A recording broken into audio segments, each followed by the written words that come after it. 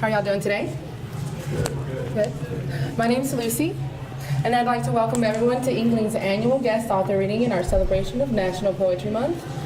Inkling would like to formally thank our supporters who contributed in making possible the reading with this year's author, poet Martha Serpas. We'd like to thank the Division of Developmental Studies, English, Languages, and Mathematics in Lone Star College's Tomball Library, particularly Pamela Schaefer, the Office of Student Life, and the college's president, Dr. Leanne Nutt, and our vice president, Dr. Quentin Wright. Martha Serpas is a renowned poet and environmentalist and theologian, a hospital chaplain, and a film documentarian. She has deep roots in the Gulf Shore and the culture of southern Louisiana. Her work reflects on the endangered wetlands of Louisiana and the Gulf Coast of Mexico, and muses on the juncture between landscape, culture, and spirituality. She has published 3 collections of poetry, her most recent, The Diener, The Dirty Side of the Storm, and Cote Blanche. Her work has appeared in The New Yorker, The Nation, Southwest Review, and Image, a journal of the arts and religion, as well as a number of anthologies. She holds degrees in English, creative writing, and theology, receiving her BA from Louisiana State University and her master's from New York University and her PhD from University of Houston. And finally, but not least, her Master's of Divinity from Yale Divinity School. She has worked as a trauma chaplain at Tampa General Hospital and Memorial Hermann Texas Medical Center. She was a poet in residence at the Gustavus Adolphus College in St. Peter, Minnesota, and has taught at the Yale Institute of Sacred Music at the University of Tampa, and currently in the Creative Writing Department at U of H. Now, it is my honor to introduce the intriguing Martha Serpas. Hi. Thank you so much for coming. Thanks to Inklings for having me, and Lone Star Tomball. I think I need some water. I spoke with some really great students and Katie earlier, and I talked an awful lot. Maybe that explains the frog in my throat. I'm really glad to be here, and I want to start reading from The Dirty Side of the Storm and some of the poems that I know some of you who are in classes who looked at the book read. The title makes it sound like the book might be about Hurricane Katrina. It really predates Hurricane Katrina. There's one poem in the end of the book, the last poem, that deals with Katrina. I often have to laugh and say, you know, we had a few hurricanes on the Gulf Coast before Katrina, right? So poems about hurricanes are not necessarily about Katrina. Maybe I'll read that poem as well.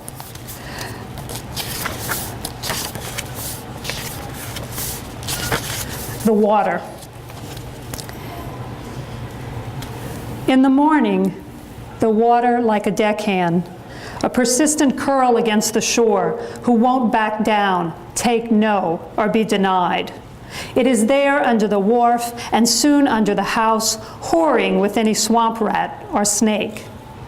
It rings cypress knees with pearls. It dreams under the sun like cut cane, throwing back the salt you wash away, then wearing pilings down to air. Your houses wait on stilts tall as pillars, their sheet metal skulls bared to a mildewed sky. Against the fallen trees, rain and lapping tide meet, slapping of nets and fish and naked children pulling driftwood boats in one joyful noise around your sleep. In the afternoon, the water is there, only more, browner and grayer, no sweeping seaweed or foam, just its presence farther up your shore, like a dull brother-in-law in front of TV. He means something to somebody, but not you, not just now. Its slow wake seems harmless, the litany of waves before a storm rolling benignly ashore. Intoxicating. And then it is there, all great length of it, rich sex of it. It wants you so badly, it pounds at the door. Let me take your smallness, your jetties, your broad coasts, your loam. It gathers at night beyond the curtain of mosquitoes, darker than the shut-down sky, the boarded-up clouds. Its desire thrums like an idling outboard. Ignore it, and it tows itself into your dreams. It's everywhere, every chance, all the time. It is more certain than death or love. It must have been conceived by death and love. When the last silt sinks under your feet, you will have to walk out on this water.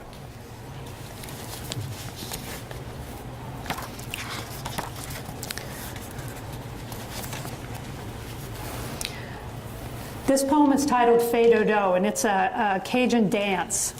Back in the early 20th, late 19th century, when Cajuns got together to party, they used to bring their kids with them. I mean, when you think about it, it's cost effective, right? Saves you on babysitting. You can watch over them, make sure they're okay, and you can stay as late as you want, as long as you can get them to go to sleep around the edges of the dance floor, right? Which is what Fais Dodo means, make sleep, in Cajun French. Fais Dodo. A green heron pulls the sky behind it like a zipper. Sharp rows of clouds fold into themselves, erasing the framed blue tide. Barrier islands disappear into the Gulf's gray mouth. Everywhere something strives to overtake something else. Grass over a mound of fill dirt, ants over grass, the rough shading of rust between rows of sheet metal, frustrating the sky. Boats breast up 3 deep in every slip, and as soon docked or waved away. The only music's crickets and lapping, happy bullfrogs on slick logs, a rustling skirt of palmettos around the roots of a modest oak that appear after hard rain. A fiddle or idling motor moves away. Go to sleep. God will come in an extended cab for all of us, the children, the dogs, the poets. That old adversary, the Gulf, our succoring mother, having given everything, will carry the whole of us away. Oh, thanks. This is the title poem, The Dirty Side of the Storm. I'm guessing you don't live too far north, that you don't know what the dirty side of the storm is, right? The part of the storm that usually upper right quadrant, that the winds push all the water on land, so that we in Louisiana are saying, oh, let Texas get the dirty side. And East Texas is saying, oh, let Louisiana get the dirty side. That's excusable, don't you think? I mean, there should be some allowance for fear, right? We don't really mean it. We would prefer nobody got the dirty side, right?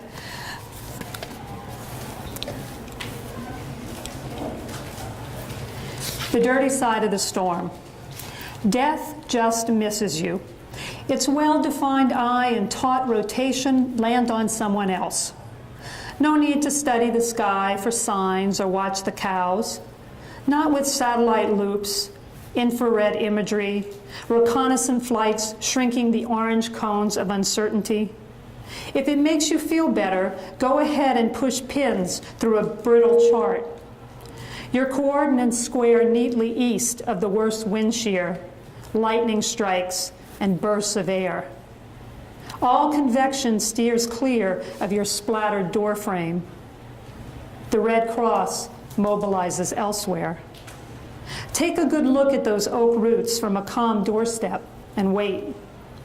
The sadness is a surge carrying all its debris back to you, a flood that shoves clods of ants and snakes through your walls and then sits in your house for days and days. This is the dirty side of the storm. Would that death had blown straight through. Oh, wow.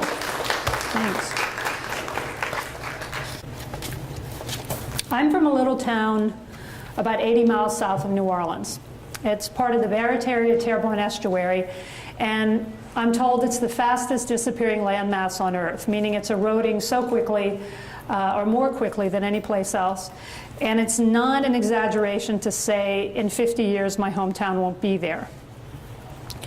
This is a great sadness, even though I know that the estuary exists because somewhere else got eroded earlier.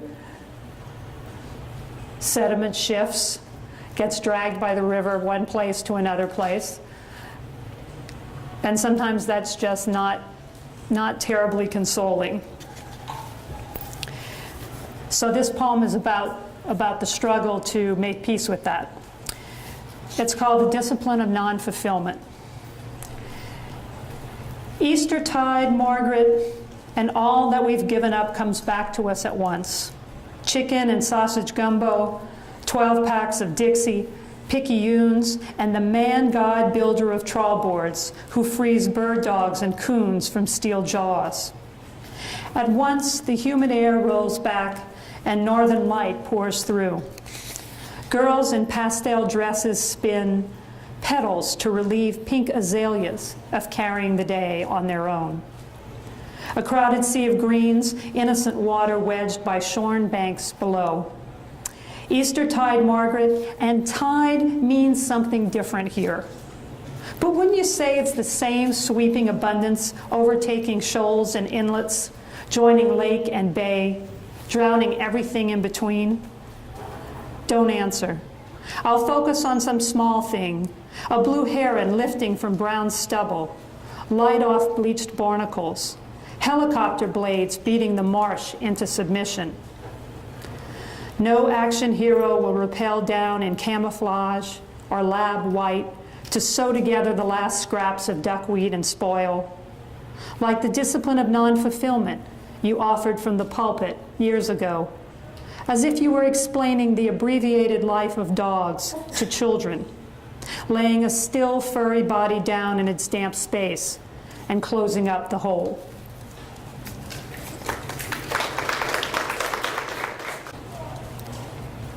I'll turn to the new book, The Diener. The Diener is the person who runs the morgue. And because I work in a hospital, and that's usually the term given to the person who runs the morgue in the hospital, I have seen a lot of similarities, at least for me, between the kind of paradoxical life and death, loss and grief that's set in the hospital and that is set in the marsh and the disappearing marsh. But before I go to the hospital, I'll read another poem that's set in my hometown, not a hospital poem. And this poem comes out of an inferiority complex on my part. I have some really brilliant colleagues, and a couple of them are classicists and well versed in ancient Roman literature and ancient Greek literature, and man, that just me sometimes. So this poem was born out of the flip side of inferiority, which is defense. It's called The Best of Us. Give me your Greek myths, and I'll give you the Carmen Keefe Bridge. Forgotten whatever it was called before, where 30 years ago Trey scaled the steel lift, still hot from the sun of the day, with a spray can under his chin to inscribe the I-beam with the promise of her memory and the imprimatur of his passion. Or when Horace G. did his girlfriend on the front lawn at lunch, I was speechless with admiration. The football coach looked him right in the eye, and Horace looked right back. The coach hardly able to draw his smile or keep from pounding Horace on the back as if he were a safety just trotting off the field with his first interception. What girl could I hold, even under the bleachers? Trey sat with his brother on the T-top of their Trans Am, a wing-stretched bird stamped in gold on the hood. They drank the better of a 12-pack under the scrawl of a new constellation. There was no moon. There was no call. Mr. Keefe went to early mass with his wife and 4 daughters, auburn muses sliding into his car, one hotter than the next, down to his baby girl, whose breasts even the straight girls attended. Did Carmen see the blazon first, or did her father, driving with his neck stretched as if the crimson letters themselves were suitors, tearing up his sod and eating at his table? Before the sun set, sandblasters were at work, clouding the message and blotting the sword. Fathers themselves, they scrubbed the rust patches and rivets almost to clouds, like those around great mountain peaks, red rocks and crags reaching through too visible haze. Trey, watered down to foam by the gritty spray. Loves, columned in faint streaks. But Carmen, flaring like the night it was born from Trey's nozzle. All that Mr. Keefe could not rid himself of. How his baby became the protagonist, how she acted through the actor, freeing herself through photon bonding at the head of this, our Bayou infrastructure. Shame is such a bastard. Its fly-by-night parents, cowardice and hubris, all that we know better than God, all we hide from the grass and the sky. Her name will be remembered, not like a trophy or the blotted girl on the lawn, but like a woman who guards the pass or a woman who starts a war.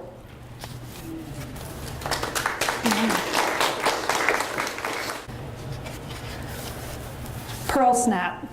Anybody got on a pearl snap? No. But you know what one is. Western. Pearl snap shirt. Yeah, with pearl covers on the snaps down the front. Education is the answer to our social woes. And not the get a good job after high school, but the deep plodding kind, the making of many books kind, get everybody together to debate the big questions kind.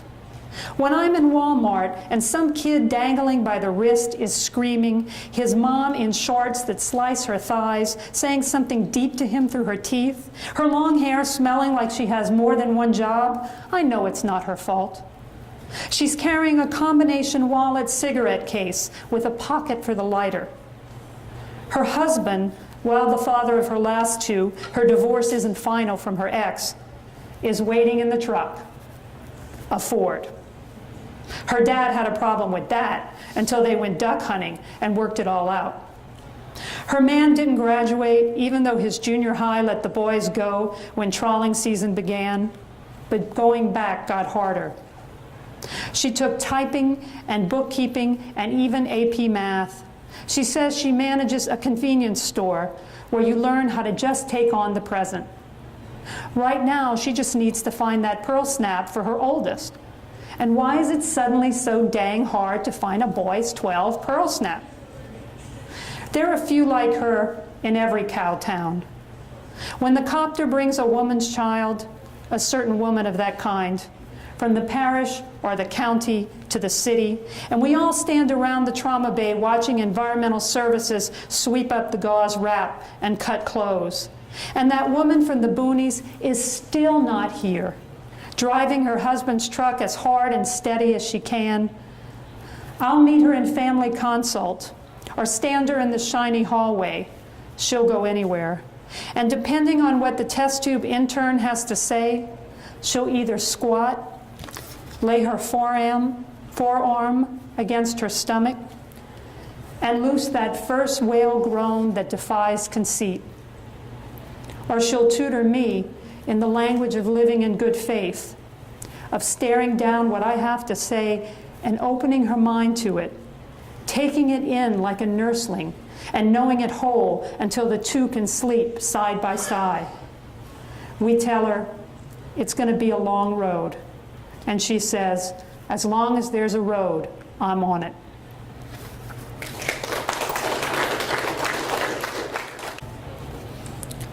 This is the title poem, The Diener. We hated the early anatomists for showing us how fragile we are, how God's image is composite. The liver, the bright bruise of a sunset, the thyroid wrapped around our throats for luck. They saw our brains folded against our foreheads and knew our hearts pumped dumbly on through the wash. And wily guts take the brunt of it, pushing to get rid of while we insist on taking in and taking in and taking in. Theirs was heresy. That is, a choice to reach the artist by testing the art.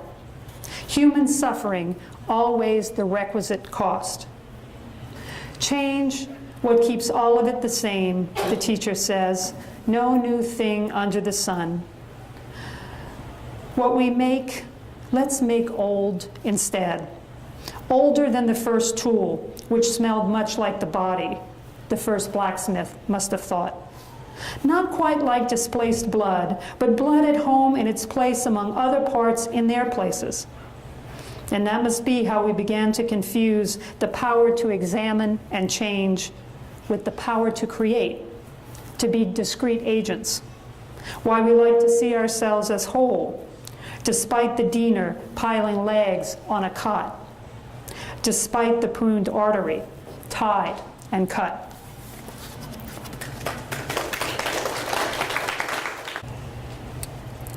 Although it may feel like time to leave the morgue, I want to read one new poem, and despite its title, or maybe because of its title, it's really about life.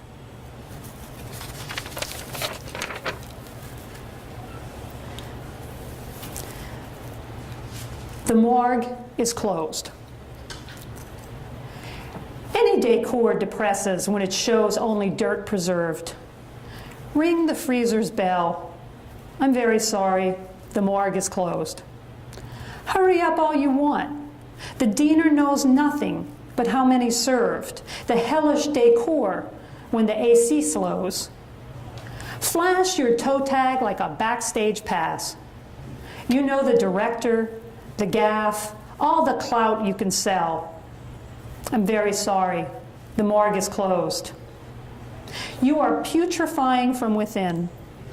Hoses disconnected, you're oriented only to self. Any decor depresses when it shows the failure of that last morphine dose. Tie your Johnny coat tight, your innards swell. I'm very sorry the morgue is closed. Ring again. The "we'll be back" sign knows when, but the plastic hands won't tell. Any decor depresses when it shows how sorry you are that the morgue is closed. Thanks.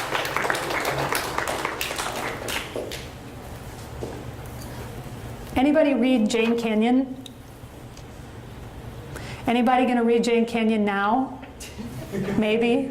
One poem, Google. Just a fabulous, fabulous poet. Unfortunately, no longer with us. And she was the inspiration for this more recent poem of mine, In Praise of the Unremembered. Not forgot, as if the mind had left a book on the table, closed the front door, and walked downstairs to the car. Some I still hold. A digital watch, the stipes of a broken cross dangling from my rearview mirror, a blues harp's clear sea, her flushed chest, a boy ribbed white and leaning from a window of a train station in some city I've since forgotten. It goes on and on. Unreliable historian, I can put these together for the surgeon, nervous I may leave out the one ache, the pill, the meal that will save my life. It goes on. I can arrange for him the most tedious cliches, the drive-through morals of fear, perversion, shame, or sometimes even exuberant good fortune, while around me at the table, the arid smokers lose. Oh, the annoyance of the unlucky when I am not one of them. Leave me alone. Must I pay what I owe with my happiness? It goes on. But what is unremembered, I can't tell you a thing about. I have no beliefs, thank God. Just a weird kind of faith, like my dog standing at the front door, ear cocked toward nothing. He feels you while you are blocks away. I love the unremembered like that. It's my whole life, what I cannot plot. Oh, for this last poem, I have to read from a device. Forgive me ahead of time. It's really scary. Lately, I just look at any of mine and they just, start throwing out springs and sprockets. I don't know. A lot of the old graves, I know, but bear with me. A lot of the old graves in Louisiana, my part of Louisiana, have, instead of born and the date and died and the date, there's the Cajun or the, it's also the same in Parisian French, né, décédé, born and died. So that's the title of this poem. And thank you again. I'll dedicate this one to everybody with difficult families. We were seated around the Thanksgiving table, turkey, stuffing, potatoes au gratin, 8 or 10 of us, when I noticed as I passed on the green beans and slivered almonds that they were all dead. Gelatin-eyed, orifice oozing, putrefying, dead. I hadn't detected the strong smell above the broccoli casserole and crusty brown and serve rolls. I had been passing the wine, passing the water, talking to myself about my affairs. As their fingers lifted slightly from the table, I laid coins on their eyes and kissed their brows. I freed the dogs, who seemed warm, from their filthy pens. One shouldn't look for the living among the dead. Back at the farm, my father, dishes done, moves a stick through ryegrass, and a sharp-tailed snake heads for a thicket. He wanders below Douglas firs and smokes a cool cigarette. In the mornings, I lie with him in the orchard and watch the elk calves leap like static, sometimes a young bull. Mostly cows clowning, distracting us while their cow friends unlace Liberty apples from the lowest branches. He hasn't aged, his nose is still broken, and his knuckles are a size too large.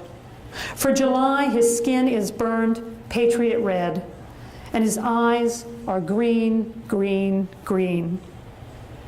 The hyphen between his dates is so tiny, carved into the mausoleum's marble. It is a freckle, half an ellipsis. It's meant to pull the years one on top the other. It's meant to erase itself like an iris wipe before the end. On the farm, I cut the grass with a push mower. I try to save the wren's nest I dislodged with the cane knife, his, that I had been swinging through the brambles. I nail new shingles on the porch steps when it rains. Every morning I bring you tea in bed is his tomorrow. The tray empty, the kettle and steam quiet, the bricks fire polished and weightless as they fall. Thank you. So now it's time for questioning.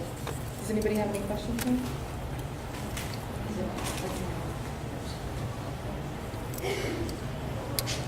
Would anybody like to ask Martha any questions? Do we have any questions for him? Y'all hear me back there?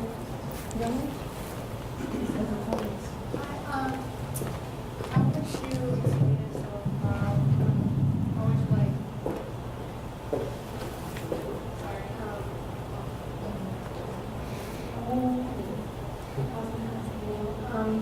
what made you like want to write and have like poetry in your life?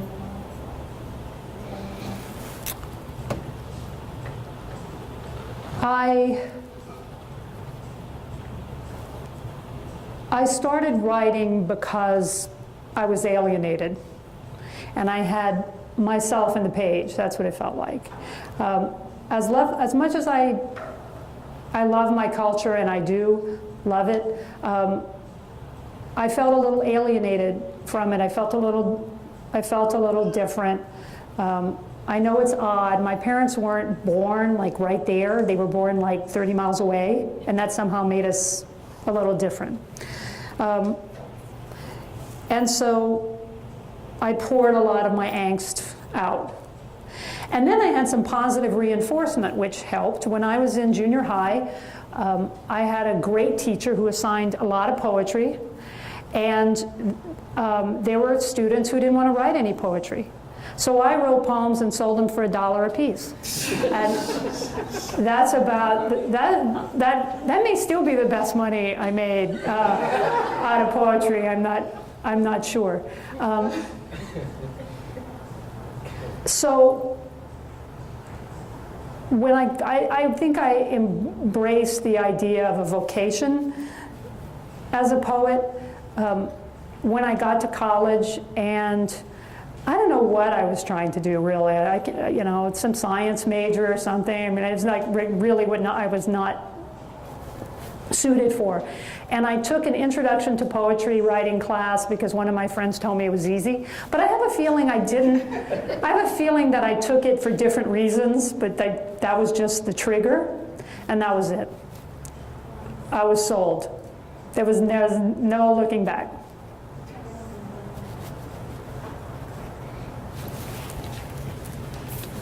I have a question.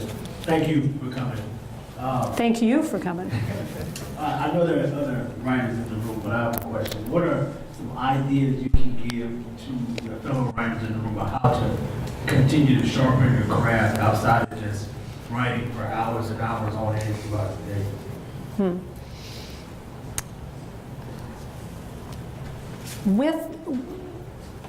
With respect to poetry, I would say embrace any moment that you feel, but you don't know what you want to say, because that's the poetic moment. Poetry is about trying to express the inexpressible. I love this Rabbi Tarfon from the 2nd century, and let me not sound too learned, like it might be the only thing I know that this guy said. He said, "You are not required to complete the work, nor are you free to desist from it." And to me, I can apply that to, I used to put it on the top of my first year writing syllabi. You know, it's like, we got to try to write the perfect paper even though we know we can't do it. I got to try to write the perfect poem even though I know I can't do it. I know I have to live a life of compassion directed toward others, and I know I can't do it. But I still have to try. So I think that paradox is best served by poetry, and it's best served when I don't have anything to say. I want to follow an image. I want to follow some music I hear in my head, but I don't have a message per se. And by focusing on the music and by focusing on whatever craft thing you might make up, you don't have to try to write a sonnet. It could just be, you know, I don't know what to write about today, so I'm just going to write one-syllable words until I can't write anymore. I'm going to describe the first thing I see, right? And just having that diversion may allow something I have deep inside of me that I don't even recognize yet to come out on the page. Now, I know the conventional answer I'm supposed to give is you read a lot, and that's true. That's true. There's no substitute for falling in love with a couple poets and falling in love with their work, absolutely. But in terms of advice for getting powerful poems on the page, that's what I got. Anybody else have any questions?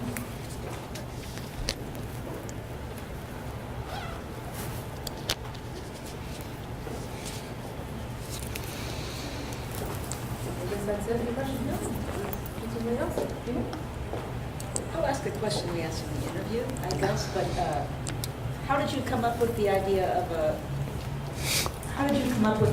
just for the audience, of like a whole book about a hospital morgue technician, or, the caretaker of the corpses in the morgue?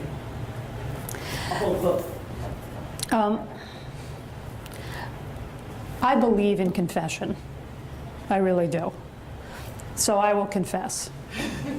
Because nobody has asked me this question since I finished the Diener. The dirty side of the storm whatever word I'm going to say, I know you're going to laugh at the pun. Like it flowed out of me. It blew out of me. I just wrote those poems, and I had no idea really what I was writing, that there was such this elegiac thread for a long time. But then again, I'm kind of slow. And I don't mean that in a self-deprecating kind of way. I really am. I really listen to poems, and I get moved by the music, and a lot of people around me understand more threads in the poem than I do, and it takes me a little while, I don't know if you have that experience. It takes me a break stuck in my mind. Oh, well, there's the link or whatever, and I'm like, oh, that's really cool. I didn't see that yet, So I didn't see it in my own book.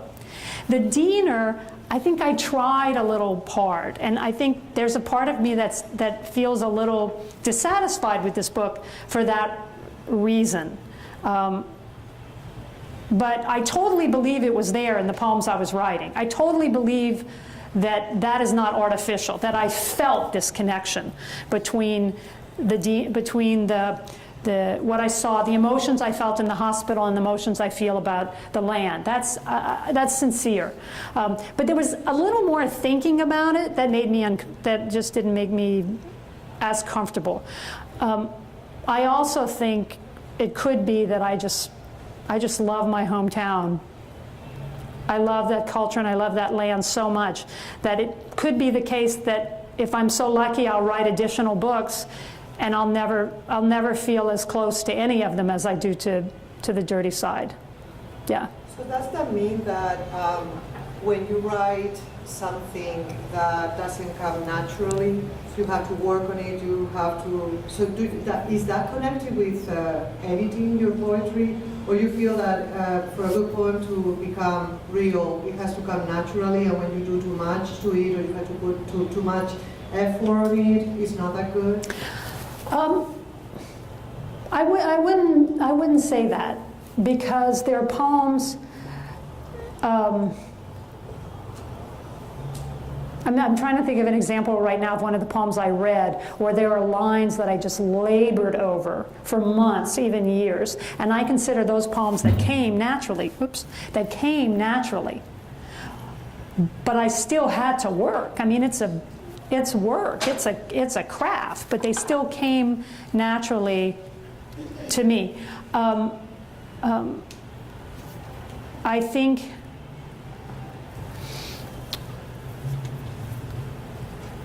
There are those poems as an example, and there's also a poem like Ne Decide, the last poem I read. I needed somebody else to point out something about that poem. I needed a reader. I thought that was a throwaway poem. I just felt like that was a poem I would never publish, I would never read, and I read it someplace.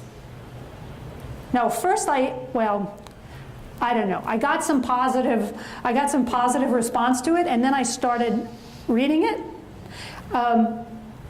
I think I first sent it to someone because it was the only poem I had written for a long time. And that person said, oh, let us publish this. And I was shocked. And then I read it, and I got sort of a spontaneous applause for it. And I thought, there must be something to this poem that I don't recognize. So I guess I'm sorry for my long-winded way of saying, this is why readers are important, this is why community is important, because the opposite happens too. I think this poem, especially the one I wrote in the middle of the night, damn, I nailed that one, God, that's good. And then I read it to somebody I trust, and it's like, no. No, I think you need to go back to you know, so it works both ways, and I think that poems come out of community too, as much as they're individual works of art. I just had a question on who some of your favorite poets were. You know, you seem to have kind of a Walt Wilkins kind of transcendentalist kind of idea. I liked how you kind of viewed the life and death of the morgue, compare it to the marsh. You know, that seems pretty. I'm just curious on who some of your favorite poets were. If you mentioned Whitman in the same paragraph as me, I'm happy, because I would say that's an early. You know, I'll give you early influences as opposed to, but I can name some contemporary people too.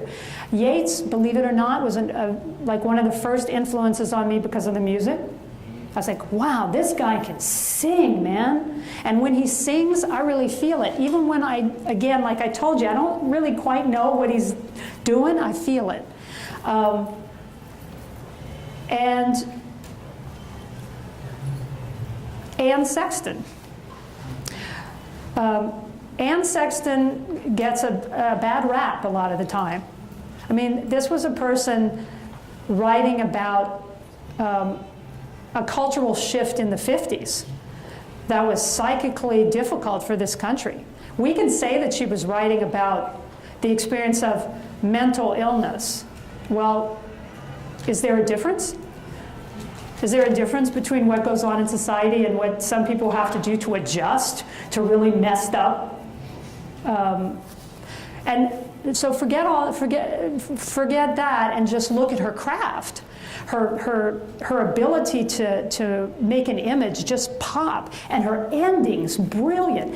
And of course, I mean, I think she'd be a good model for any poet. For me, she wrote about stuff that apparently not everybody can relate to, like birth, which pretty much I can't think of anything that we all share, but we were all born.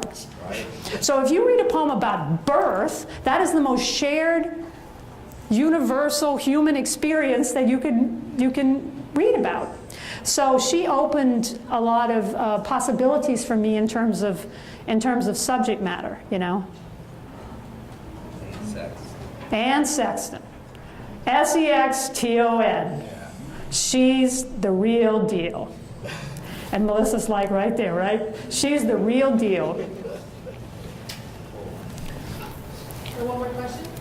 Yeah, one more. Sorry, one more. To piggyback on what you were talking about in your answer about having a community of readers, how many times have you redone a piece? Like I've read articles, I already seen that you redid a piece that had 17 different drafts. Have you, yeah, they were all very different. I'm about to do that, you know, I walk 10 miles through the snow over broken glass kind of answer that, like, people who are starting to feel too old to give. But, you know, back in the day, I used to print out all my drafts and staple them together when I finished a poem and put them in a file folder. I stopped doing that probably only 10 years ago, 8 years ago, something like that. But it would be this fat. And that wouldn't even be because I printed out one because I changed 2 words. I mean, I would have to change a lot, right? And there were handwritten changes on those pages, you know? So like 17, not even close, I think, for most of my poems. And I taught a class recently which I called spiral drafting. I thought, you know, you start a poem and you make some changes and you make some changes and you make some changes, and then you go back to that earlier version, you know, and you pull some stuff out, you see that you've gone astray, blah, blah, blah. And my students told me, I don't keep drafts. I just change it right on the screen. And to me, this was like the most terrifying idea, that I would lose something that I had written that I might later decide is better than what I'm writing now. Now, and in a way, I find that sort of like, you know, it's process oriented. This is about the poem I wrote Tuesday, isn't the poem I'm going to write Thursday. Like, I get it. And on the other hand, I'm still keeping my freaking drafts. And my computer's a mess because of it, because I keep trying to like use different methods, like putting a date on each one, whatever, and I always mess it up. However, I can pretty much go back to something earlier if I feel like I've made a misstep. And one thing on that point, one of the greatest tips I learned is that when I get to a line that frustrates me and I keep working and working and working and it's not right, often it's 2 lines above where I started to go astray. And I need to go back 2 lines and see how I got to that. You know, it's like when you're lost, which I am often when I'm driving. Like, you don't know you're lost until many blocks after you made the wrong turn. You can't sit at where you're lost and say, oh, I'm lost, which, you know, you have to backtrack. Yeah. Thank you. Oh, Melissa, no. I do have one. Go ahead. I have 10 questions. I'm not tired, man. I'm just like embarrassed to be up here so long. Go ahead. Yeah, I just, I love your work, and I really like the new things that you read today. And so, Thank you. You're welcome. And I was wondering if you have a new project that you're working on, or, and actually that brings in another part to this question. Do you write a collection knowing that you're writing a collection, or do you just at some point say, oh, I have a bunch of poems that work together? So that, and then also, are you working on something? I keep thinking I have a project, and then about 2 years ago, I just, it was one of those periods in life where you have to pay attention to other things. And I started having to pay attention to other things, and I stopped really working well. So I got to tell you this, but it's brief. Like 2 days ago, I woke up at like 3:30, which never happens. And I had this idea. Never, and so I'm not telling, like, if this doesn't happen to you, don't worry, it never happens to me. But it happened. And I picked up one of those dumb devices next to my bed, this iPad, because my computer was like outside the house, far away. I was gonna have to get dressed to go get it. So I started writing. I wrote for hours. I had about 30 lines. Well, all right, I'm being hyperbolic. 24. Tercets, man, perfect tercets. And I was like, oh my God, I could see that it was going to be a long poem. I was so fired up. And I felt like I needed to take a break. So I went to look at my mail, and I came back to that page, and it was gone. The thing was set on auto save. Okay, I'm not a complete idiot. I was set on auto save, and it was gone, the whole thing. So, and I'm telling you, I didn't have anything going on for a really long time. So I did get dressed at that point, and I went outside, and I grieved the loss of this poem. And I'm sure every loss that I've had in my whole life, which is what happens every time we grieve, like all the way back to my father and any kind of losses before then, I wailed, I sobbed. I'm not being hyperbolic, I really did. And I refused to try to write it again for a day. And then I tried to put some of it down. I swear it's not as good as what I had before. And it's a loss. And I just either have to go back to a notebook and pencil, or be prepared. And the notebook might get lost too. That's happened to me before as well.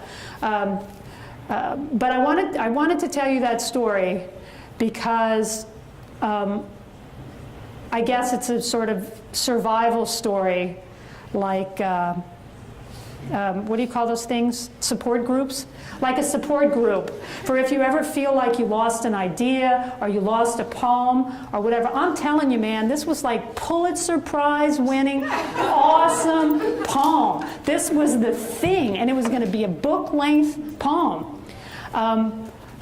But, nobody's dying. I didn't lose any limbs. It's gone. So don't let anything deter you, but give yourself the opportunity to grieve a real loss, is my parting advice that you didn't ask for. Thank you.